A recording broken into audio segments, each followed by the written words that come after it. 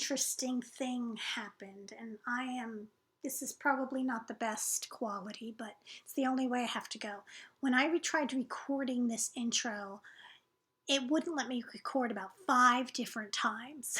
So I'm going with a really short one on this, but that is not to say this is any less quality or anything like that. In fact, I think this conversation for anyone in the healthcare field between me and Dr. Liz Bolen from up in Canada and her quantum healing conversation and the institute she's putting together is a must hear for any healthcare providers that are dealing with burnout, their own personal self-worth conversations. Is it worth it? Is the ROI there? We need to just really jump into the brand new paradigm. It's not a brand new paradigm. It's always been here, but we really are not living in a Newtonian world. We are living in a quantum world. There's so much for us to do as thought leaders, and to be thinking of using our skills in health and well-being for ourselves to heal the healers first, so that we can literally use that energy for healing other in many, many stages. I myself work through podcasting now after 26 years or so, hands-on clinical, 30 years total, and moving into peer mentorships and writing books and speaking on stages. And it's all about talking about the integrations I did, such as yoga and mind over body, and working with, physical therapy and the movement system and the neurological system and the endocrine system and all my work in women's health. It all came together, athletic training into maternal care. I was able to bring that into underlying conversations on universal law and how we can help in our well-being. You can do that too, but the first thing we need to do is make sure you're sound and you're secure. So that's what this conversation is about, all the possibilities. Listen in. Wonderful. Welcome to another episode of Owning Her Health. I am Dr. Lisa, and I'm so excited today to have Dr. Liz Bolen from, she's up in the on the Canadian side. I kind of, for some reason, I seem to connect with Canada, the UK, but Canada's been big for the past year. And I know that we all had different experiences with healing and healthcare, and we have different systems. So I was really excited to talk to Dr. Bolen about her work and her sort of literal vision quest and forming the Bolen Health Institute, and where she came, flipping her own pain into a passion project, and then really saying, how could I get all of my nice work with naturopathic work and all of my other certifications, and seeing this whole quantum leap into her medicine. So welcome to this episode of Owning Her Health with your host, Dr. Lisa Holland, PT. Join Lisa as she starts the conversation on what it really takes to become a healthy, wealthy, and whole CEO of your life. Listen in to real talk by real lady leaders in all walks of life as they open up on personal health stories, wealth, career, and feminine abundant living. We'll walk the goddess path less traveled together to respectfully debate, supportively co-create, and wildly celebrate the unique passion, gratitude, and impact only a connection with women in wise counsel can provide. Learn how to grow by owning your body, expanding your mind, and aligning your soul with the purpose only you can pursue in this world. Happiness begins with owning her health right now. Even though it sounds extreme, it was based on falling in love with what worked with me and my journey. So I went into alternative and naturopathic because it's what helped me at the time. And I was enamored by it. I thought it was magic. Thought I went to Hogwarts. And when I was about to graduated and wanted to go back into practice, and I went back home to start, entrepreneur, doing some stuff, making those decisions of how do I go full time into practice and go full force to help people. I went back straight into really poor situation, and my anxiety and complex PTSD was massively relevant to the point where I wasn't functioning anymore, and I was a high functioner, so that did not work in my world. So I asked for a quantum leap. I had done some quantum physics work, and I've always been low key in what universal laws are and some of the spirituality pieces. I would never have spoken to it, though it always interests me. So you know what? I threw it out there. And one of the beautiful, beautiful coaches that I'm still today in contact with and love said that I could get rid of my anxiety attacks and never have them again and be guaranteed. Thought she was crazy. I thought she was going to do some weird voodoo, and I didn't care. Right. And then I did it. I haven't had an anxiety attack since, and it changed my life. So then I went to go get those tools because I thought it was ludicrous that no one knew. Yeah. And it is kind of, right? Because, and that's such the, I don't know if it's just, I guess it is, right? Who you end up attracting who you are, not necessarily always what you're doing. And what you're doing is probably, more of who you are and how you're vibrating than really what you know.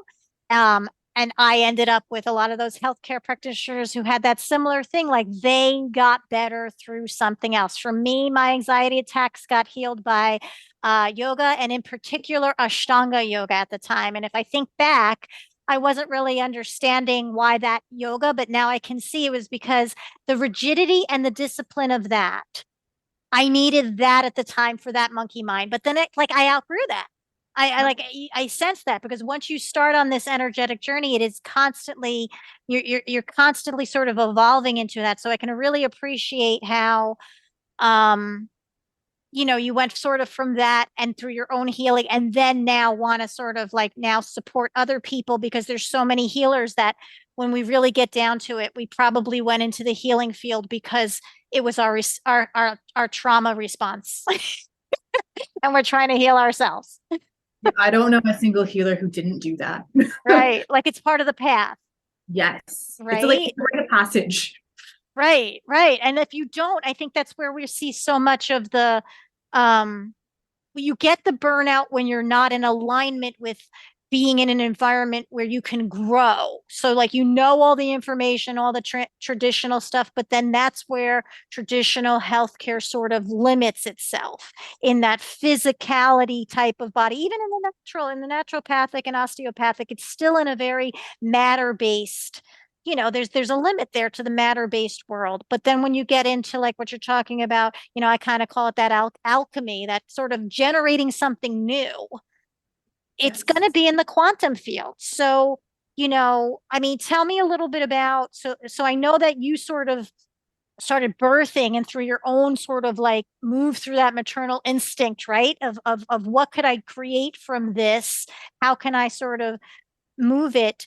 You went into, now, I mean, I don't know if the leap was exactly into your BHI stuff, but was there an interim? I mean, no, it was a big quantum leap. okay. The intention going in, Mm-hmm. when I first did my own training to become an integrative mind body medicine practitioner, I get to say medicine because I am a naturopath, was the intention was different than when I finished that rabbit hole. So by the end of when I went down it, I went very quickly. I went through all my training back to back to back to back. And the BHI was birthed at the end of it. Not where I started, not what the intention was. And yet I just kept going. I went, you know what, might as well. I'm going to do the next step and then the next step. And then by the end of it, I sat there and I went, what do you mean I'm going to not be working one-on-one with people from my old paradigm that I was very comfortable with in naturopathic medicine and I excelled at? What do you mean I'm going to be working with groups in a way where I'm working with other people who are just like me, who are now practitioners, to start making a bigger movement? So it was a very short, massive growth period that I was not expecting when I first started it. Yeah, because who would, right? Like that's the thing. It's like if you would have told me how I was going to end up doing more of like sort of setting the stage for other people, and I was always open to like speaking this way, but really setting it where it's almost like you said, like it's a movement, it's a mission. Like this feels like my ministry, supporting other women, entrepreneurs, particularly in the health and wellness space, especially now post pandemic. I'm like, oh, it all makes sense why I started switching over into this conversation and started my podcast at the end of 2016, and it really felt compelled to help these other women's health practitioners or mind body healers or more of the the ones that were bringing in all of these sort of other disciplines, because they're usually sort of hidden, like you said, in that alternative crowd and in that, but it really has to come mainstream. It has to, my conversation now has evolved into leadership support, like literally supporting leaders in their relational development so that they can lead better, because they get stuck in that paradigm. And maybe they don't even get sick, but they're they're sick leaders, right? Working with power struggles and not doing some of that. So I see so much benefit from, like, when they all burn out, they ended up on my treatment table. They ended up on your treatment table. Why not support the people that the front line that they're going to see now? Right? For sure. And when you're going through it as the practitioner, there are so many things that we do for others, and we're not even in our actual awareness. The healer caveats, it's like we have almost this martyrdom where we're supposed to, because we can heal and help so many people and we're that heart-centered, we forget about us. We forget about what we want. We forget about our mission. We forget about money. We forget about supporting a life that we want to create. We just became so service focused, and it was like blinders on the service focus. And when you have the blinders, you're completely out of alignment. Right. And the money thing is really important, because like you know, to whoever's listening here, or if you're watching a little snippet on YouTube or something like that, in socialized medicine where you're coming from, it's even a bigger thing than even here, like the shift here into, you know, not giving your card for $25, but really you've been paying it all in insurance anyway. That's one mindset, but it's a different mindset, even entirely more when it's been, well, you're going to have all of this sort of taken care of. And now you're saying, actually, there's a limit to that. You know, like there's so much. And it is like you're so out of it as a service provider, because there's so many layers to where you're not even looking at money. You're not even talking money. And then there's the layer of, well, you're not in this for the money, but it's like, actually, I need to be able to support myself. I do need to be able to give care, now that care has gotten so disintegrated into the cost containments, to actually give care, because you're not getting it now. Right? Like that's a big healing. It is. And can we actually go past the fact that just support ourselves? How about create the life we want to create too? So, right. Like, why don't we get to have an abundant life? Where's this humble sort of like, yes. Money is a form of service and an energy for the work you do, and should be paid as such. You are changing people's lives, even just with having a conversation in one of those complimentary 15 minutes. You can actually change someone's world. You can have different chemistry happen from a conversation with a healer. You give more than you actually will ever get paid. But can we actually just stop pretending that we don't have wants and needs? And some of those wants and needs are creating abundance and wealth in many different areas of life. Right. Like, and then you are able to live in generosity, because I think that's somewhat of the block I would see, especially working with the yoga therapy world a little while and things like that, like getting them over the hump of like that not being the ego, that actually like you're manifest in the 3D world for a reason. If you were supposed to be a spirit on the 5D, you'd be a spirit in the 5D right now. Like you're not. Right? The job is to build your version of heaven down here. Yes, right. And you must build your version of heaven, not anyone else's. You can't abdicate your version. That is your job. To do your dream, your version of heaven, and make it come true and bring it to fruition and learn in the process. It does not mean every human being's job, especially the healers, because I feel like they're leading in how people need to move through what's going on, especially post-COVID. That is their role. It is time to step up and lead effectively in a way that we typically got to shy away from and hide from. Mm-hmm. And now it's a multi-billion-dollar industry if you're willing to actually go for it. Right. And everyone wins, because you're not a bad person. Like that's the conversation I feel like if you're not a bad person who's going to take that money and not reinvest it into things that help, like new initiatives. Let's be honest here. Like if you're making $30,000, you can only ever tithe or give back 10%. Right. You just sent 3 grand out. I'm Right. sorry, that's not going to do much. Go make $1 million and send 10 Right. that out and watch the difference that happens. Amazing. So tell me a little bit about, so I can see, definitely let's get people to be able to give this work because it is a different world now. Everyone's got to open their eyes to the fact we're not going back to anything. There never was. That's all an illusion. Once yesterday's gone, yesterday's gone. But like, here's what we got. And it's in evolution and there is the unknown and everything is energy. Like go look this isn't woo woo. I hate when people are like, who are the woo woo? This isn't even woo woo anymore. This is the science that people are in denial of because it scares them. So we have got to help the people like understand it. We have to prepare people to have those conversations. We have to prepare them to like this is exhausting work to hold people in that space, right? Like we have to take care of ourselves. Tell me a little bit about the Healing Hub and the experience that these practitioners, who's it open to, first of all, and what is sort of the experience you're giving them so that they can be these practitioners for 21st century on. So the Healing Hub is targeted literally for everyone. Typically, the people who are coming through are practitioners who are looking for something different. And they need to heal themselves first before they're willing or even can. Like, let's just be, sometimes you can't go and help do more service because you need to focus on you. Especially now. I think there's a lot of people that just, it's not going to work anymore. Like you can't even shut it down anymore and just do it. And it's coming faster and harder, and that's okay. This will make it gentler. So we're really targeting some of the leaders in the health industry to step up. Though it is open to anyone who actually wants to benefit from. We're not gonna say no. You want help? We're here to help and serve. Though we do typically want to get people who are going to make a greater impact through first, so the ripple effect happens a lot faster than just picking random people at the same time. So that's really targeting and magnetizing in.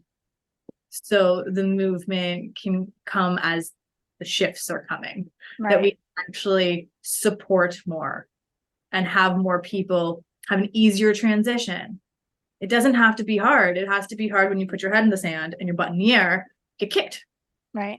So, and there's so many people. I would assume Canada is pretty much like where America is right now, with just so many burnt out, healthcare frontline people from the whole pandemic thing that they're like, well, now where do I go? What do I do? I don't want to open my own business or this, that. This could be an alternative because now you're going to get like this might be what you want to do. Yeah. Right. It's a different way. It's a gentler way and a significantly more effective way. And there is support throughout the entire process.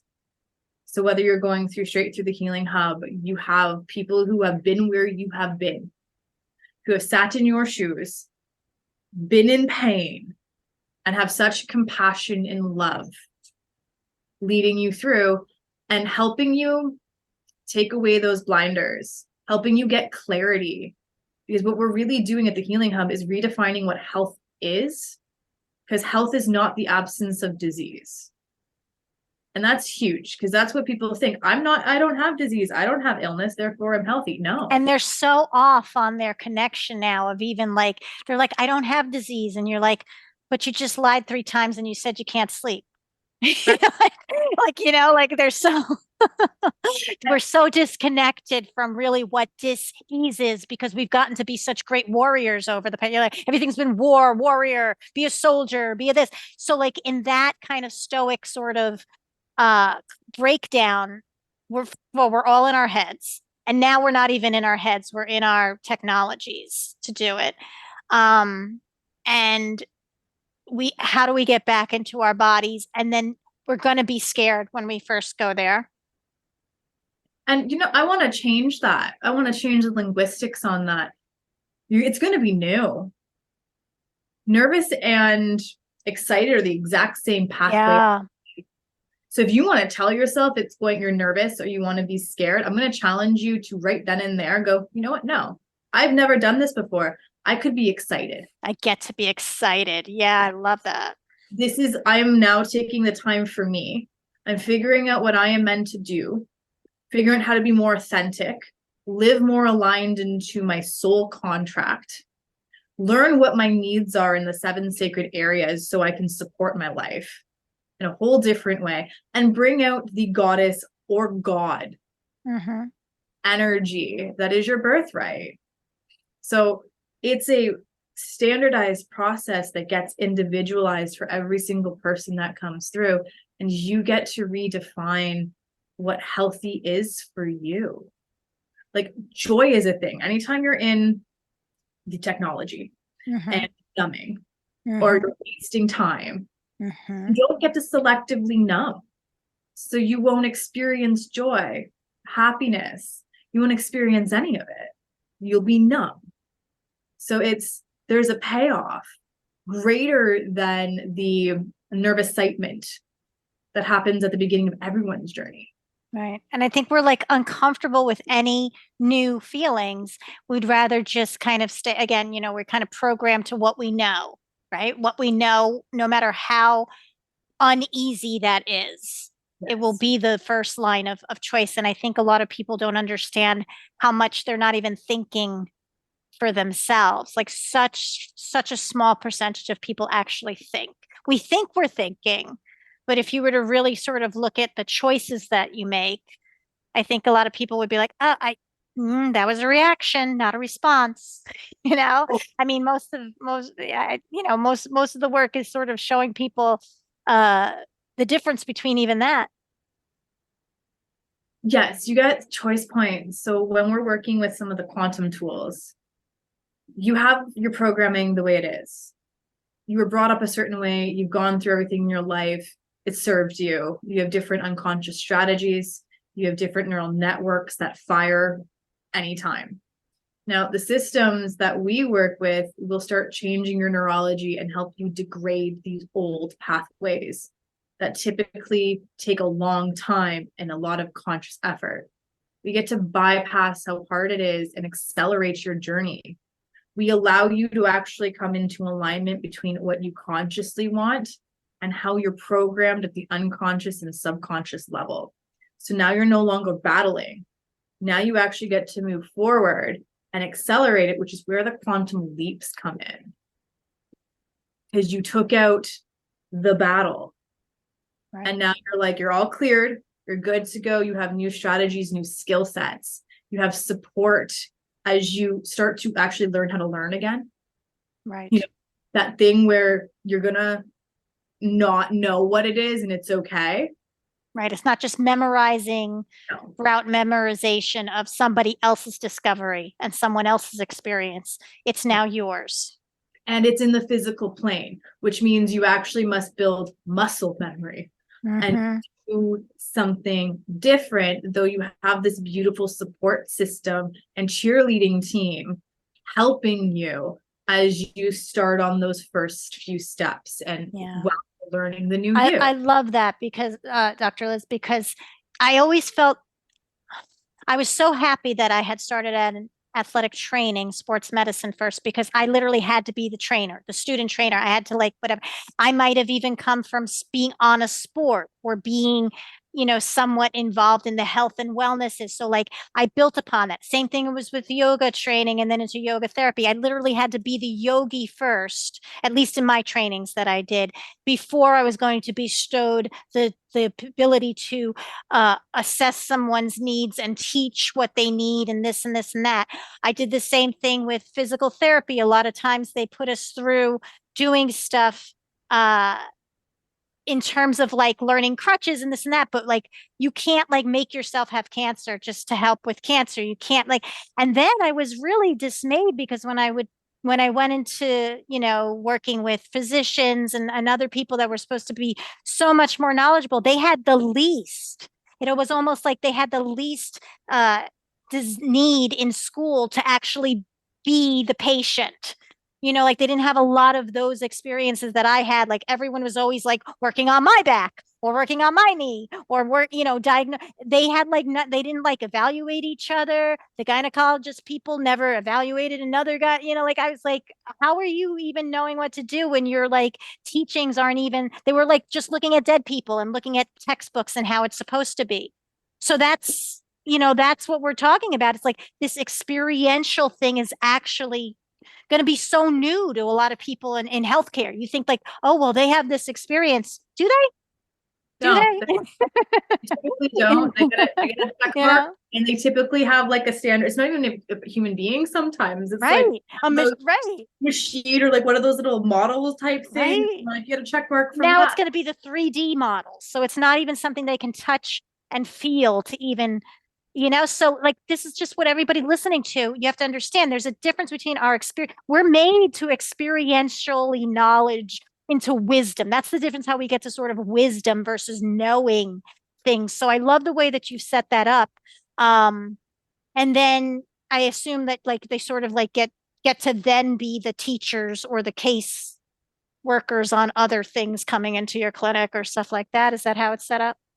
As the trainings are always open for you to go through, and the trainings are set up again in a quantum way that you get to go through the process. It's mandatory, or I cannot sign your certs. So it is mandatory that you go through the process you were bringing people through and you experience it. We learn on two fronts. We learn the academic and we learn the experience, though the experience comes before the academics. There's none of this thing that you get to go learn from a textbook and pretend you know. No. Because it clouds your experience. That's what people don't understand. And it gives you the illusion that you could have actually known it before you've done it. And that's not true. So we watch you do it and be uncomfortable. And we go, congratulations. Yay. And then we give you a little bit more information. And we lead them through so they know what they're going to do so people can actually transform on this physical plane. So that's always open for practitioners. And it basically you come to me and we have a cool conversation. We have a heart to heart and I help you sort where you need to go first. We have this authentic come to Jesus moment of where are you really at? Like, what do you need? Like, let's have that chat. And then I get to guide whether you can go into the trainings right off the bat, or you want to actually spend the time on you and learn some of those stuff that you really need. So I'm the first gatekeeper into the Bolen Health Institute. And I love that. I don't care. It's my name on it. Right. I love being able to connect with. Yeah. And then you actually know sort of where to sort of guide the rest of it. And one of the things from the trainings that I loved is that we get to go global. So I now bridged into over 45 different countries around the world. Wow, amazing. Healing Hub is in over 45 different countries around the world. And the practitioners working with, we'll never say working for, working with me, who are my mentees that I have gone through, and we do cases together, and they get some extra support as they learn and grow their neurons. Great. They get to work all over the place, and they're all over the world too. So and how many years did you take you to build that? Because I want people, because a lot of times people who are listening to this are sort of harnessing this big, what I want to do is sort of show them that like they could do it too. So the trainings are quantum, and we train your unconscious mind first. So the trainings can take you as little as 6 months to get through. And that's because they're spread. That's not 6 months straight of study. Right. 8-day quantum program. It is intensive. It was more intense than my 4-year naturopathic degree in those 8 days. And then you do a 2-week one a few months later. I like to leave time for you to go out and start flipping your practice, start offering your new modalities, start having some mentorship at each step. Then you go do the next course in step, which is where you get to guarantee your health results in writing. Period. And that's another 14 days. That one's intense. Yeah. And that's why you need some of this support. Like some people are like, is there a book for this? Is there not? It's like, well, you actually need the support. I know sometimes when I'm coaching people and they're like getting stuck, it's because it's like you go into your old vices. So, what I was asking too is, well, but for you, Liz, how long from the time you harvested your idea to being able to say, I'm in 45 different countries? Was that a 2 year, 3 year, 5 year? What? I went through in about 3 months, just the way the one I went through was. So I was able to do that. You can do that after the very first training. You can do 45 countries just after the first training. So that wasn't the issue. From starting to opening the healing, to actually doing the Health Institute, to now the Global Healing Hub, because it has skyrocketed all the way through. That's been about a 3-year process. But still, that's pretty fast. That's what I'm trying to say. Like, if you're aligned with if you like, don't be scared if you're listening to this and you're like, this sounds like, like sometimes it's taking us a long time, or we have to have a 25-year career, the first round or whatever, because we were in a place of our own healing. We were in a place where we were supposed to be learning. It was part of the thing, but that doesn't mean you need another 25 years to make these quantum leaps. You have to first get yourself in a place for alignment. Yes. And the tools make sure that that's a thing. And the quantum leap means that it's fast. The issue I have with people coming through is not that they're dreaming too big, it's that they dream too small. And because of what has been taught to them previously, is that even healing, as long as you've had it, will dictate essentially how long it's going to take you to heal from it. That's the general recommendation. And we see healing in less than 10 hours. Right. And that sounds so disheartening to somebody coming in finally to therapy at 40 years old, and they know that it came from a trauma at 4. Like, you're basically, why would I come if they're saying it's going to take me till I'm 80? Right? Like, and especially for the mental health, it's like, we'll only help you manage. Right. Because you'll never get rid of it. Yeah, exactly. They're like, right, exactly. That basically is, you never get rid of it, and you're going to have to deal with it forever. And again, it makes it like, well, then why would I go? Because that's where people's minds are, right? They're like, well, why don't I just numb it? Why don't I just scroll on my phone? It's not like that's not entertaining, and we keep making it more and more entertaining. We're all addicted to something. 100%. That's part of being human. Right. Before I let you go, and I thank you so much, because this is definitely going to be one of those things that I think make people think. Again, I'm trying to show them there's alternatives. There's different ways to play this game. If the Liz of 10 years ago could talk to the Liz of right now, what would you be telling her? What would you say in her, or what do you maybe say to kind of heal that level of you, or reconnect with her once in a while? I'm worthy. And I'm worth every single investment. And I want you to unapologetically go for what you want and what's in your heart. And no excuses on the outside. Use your family, whoever it is. They love you. They're going to support you if you show up and say, I'm doing this. Do it for you. And I wish I had done it faster than I had already done it. Yeah, so many times, right? Like, once you finally, and we see that in our clients, but again, it's like, we're our worst doctors, and we're our worst therapists, we're our worst counselors. And if somebody wants to connect with you, okay, so they've heard this, so like, yes, I know you're big on LinkedIn, so definitely I'll have your LinkedIn profile in the show notes. Where's the best way to connect with you to find out more and take the next step? The best way to connect with me is going to be through my website. Okay. So you have some of the information there, and you can email me through there, directly email me. And it's www.bolenhealthinstitute.com. It'll give you a lowdown of programs, the healing hub, some of the trainings, and you can just directly email me from there. And I'm 100% always on LinkedIn. Great. And how, I forgot to ask this as you were saying, is that something, so you said like it's sort of open, and you have these, do you have it in cohorts and things like that? Is like, okay. The very first thing is book a discovery call too. Okay. If you want to actually have the face-to-face conversation, I love talking to people. So Great. You can book the discovery call, and I'll help you sort. I'll answer all your questions. Amazing. Very good. All right. So if there's one thing that you would like to sort of leave the audience with, to sort of take with them, especially if now they're a little inspired or just maybe a little bit, intrigued by, oh, look, how did she turn this naturopathic thing into this quantum thing? Or what sentence or two would you sort of leave somebody who's sitting there and be like, they got to take the next step to get them to take the next step? Every journey in your life starts from uncertainty and requires a leap of faith. This is your wake-up call to take yours. That's right. Because sometimes, especially if you're somebody that was just like, I never heard this woman's podcast, Owning Her Health, before. What's this or whatever? And you just sat here and things are clicking. That's the quantum, guys. That's what we're talking about. You can't keep praying. That's what I keep saying. You can't keep praying and then missing all the answers.